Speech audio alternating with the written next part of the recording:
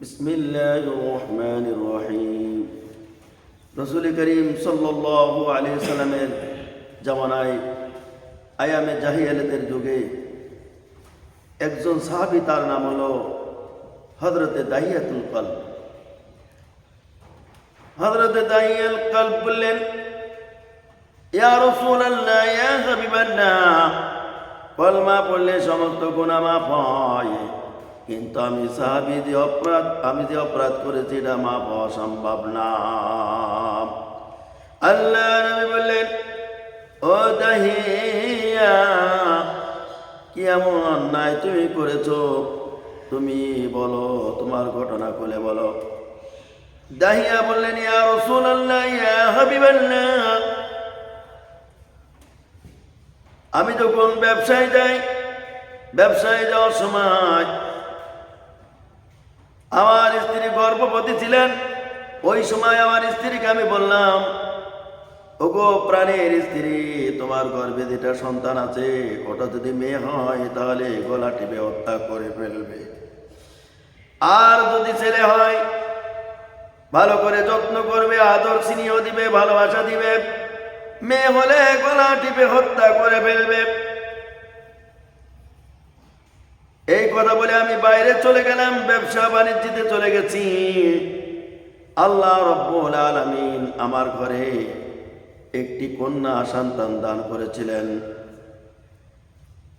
আমার স্ত্রী আমার কাছে গোপন রেখেছিল, আমার কাছে কিছু বলেছিলেন না। এত সুন্দর চেহারা দেখে মায়া হয়ে যায়।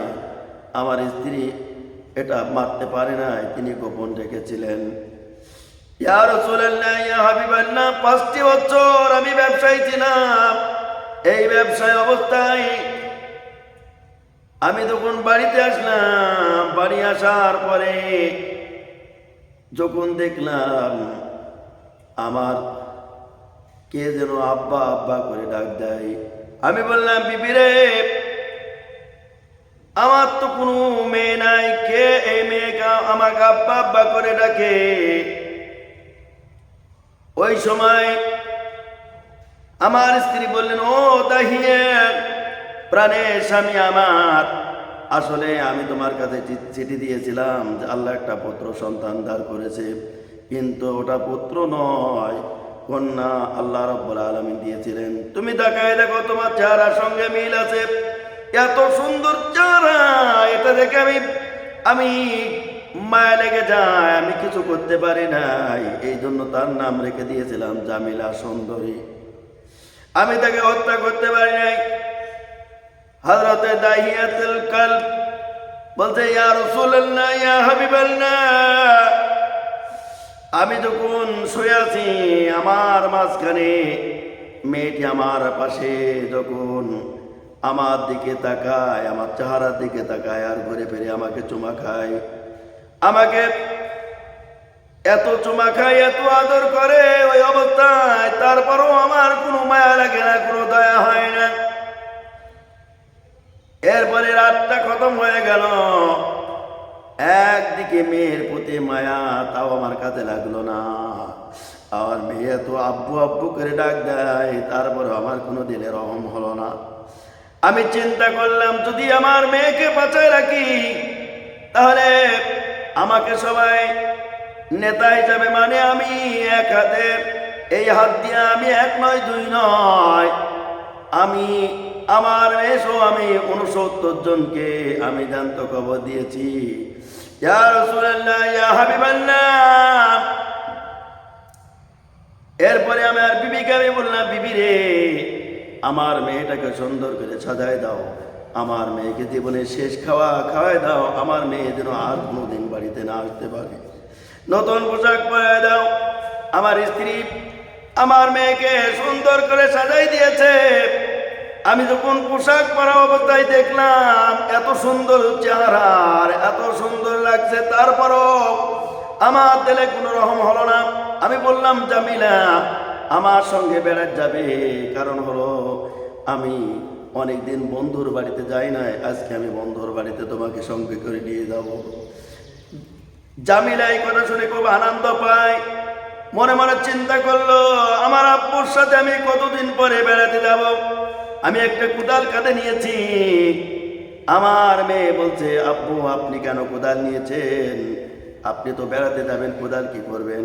বলে, জামিলা তুমি ছোট মানুষ, বুঝবে না, তুমি আমার সঙ্গে চলো। ইয়া রাসূলুল্লাহ, ইয়া হাবিবাল্লাহ, আমার স্ত্রী একবার আমার মেয়ের দিকে তাকায় আর ফেল ফেল করে কান্দে, দুই চোখের পানি ছেড়ে দিয়ে কান্দে। বারবার ততদূর পর্যন্ত চেহারা দেখা যায়, ততদূর পর্যন্ত তাকায় আর জামিলার দিকে তাকায় আর কান্দে। এইভাবে যখন কাঁদতে থাকে, যতক্ষণ দেখা গেল ততক্ষণ কাঁদে। মেয়ে মার দিকে তাকায়, জামিলা মার দিকে তাকায়, মাকে বলে, মা তুমি কেন কাঁদছো? আমি তো আমার আব্বুর সঙ্গে দাওয়াত খেতে যাচ্ছি। আসলে যে জানে না এটাই জীবনে তার শেষ হবে, এটা জানে নাই। জামিলা এ নিয়ে দাহিয়াতুল কলব রওনা দিয়েছেন।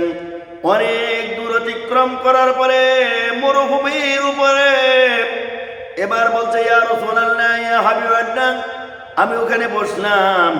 বসার পরে যখন মাটি খনন করতে শুরু করলাম, মাটি খনন করতে করতে আমার শরীর ক্লান্ত হয়ে যায়, আমি একটু বিশ্রাম নিচ্ছি। আমার মেয়েটি বলে, আব্বু তুমি এত কষ্ট করে কেন গর্ত করো? আব্বু তোমার চেহারায় ময়লা লেগে গেছে, দাড়িতে ময়লা লেগে গেছে, তোমার দাড়িতে ময়লা হয়ে গেছে, তুমি একটু বসো, আমি পরিষ্কার করে দিই। আমার মেয়ে, ছোট্ট মেয়ে, তার ওড়না দিয়ে পরিষ্কার করে দেয়, ঘামগুলি মুছাই দেয়। এরপরও আমার মায়া লাগলো না। আমি কিছুক্ষণ পরে আবার গর্ত করতে শুরু করে দিলাম। গর্ত করা শেষ হয়ে গেল। ডাক দিয়ে বললাম, হে জামিলা, এই গর্তের ভিতরে কি যেন সুন্দর জিনিস একটা দেখা যায়, তোমার মতো ছবি দেখা যায়, তুমি তাকায় দেখো তো। আমার মেয়ে জামিলা গর্তের দিকে তাকায় বলে, কই আব্বু, গর্তের ভিতরে কিছুই দেখা যায় না। আমি বললাম, ভালো করে তাকাও।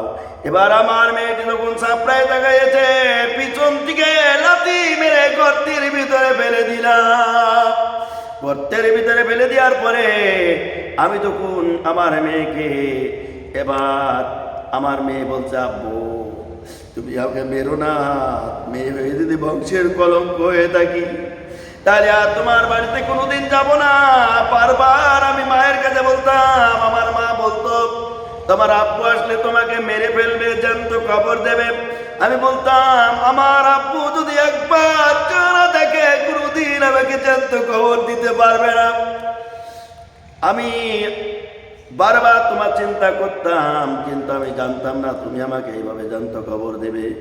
আব্বু তুমি আমাকে মেরো না, আমি যদি মেয়ে হয়ে তোমার বংশের কলঙ্ক হয়ে থাকি তুমি আমাকে ক্ষমা করে দাও, কথা দিলাম আর কোনোদিন তোমার বাড়িতে যাব না। জামিলার কথা শুনে দাহিয়া বলছে, হুজুর, ইয়া রাসূলুল্লাহ, ইয়া হাবিবাল্লাহ, আমার দিলে কোনো রহম হলো না, কোনো দয়া মাফ হলো না। আমি কি করলাম, একটি পাথর হাতে নিয়েছি, পাথরটা হাতে নিয়ে এমন জোরে প্রচন্ড জোরে আঘাত করলাম, বুকের পরে আঘাত করেছি, ফিঙ্কি দিয়ে রক্ত বের হয়ে গেল। আমি আব্বু করে চিৎকার করে আব্বু বলে ডাক দিলেন। ওই যে ডাক দিয়েছে, আমি নিজ হাতে আমার মেয়েকে জ্যান্ত কবর দিলাম, পাথরগুলি ফেলে দিলাম। আমার মেয়েটি বলল, আব্বু তুই এত নিষ্ঠুর, এইভাবে আমাকে জ্যান্ত কবর দিলি।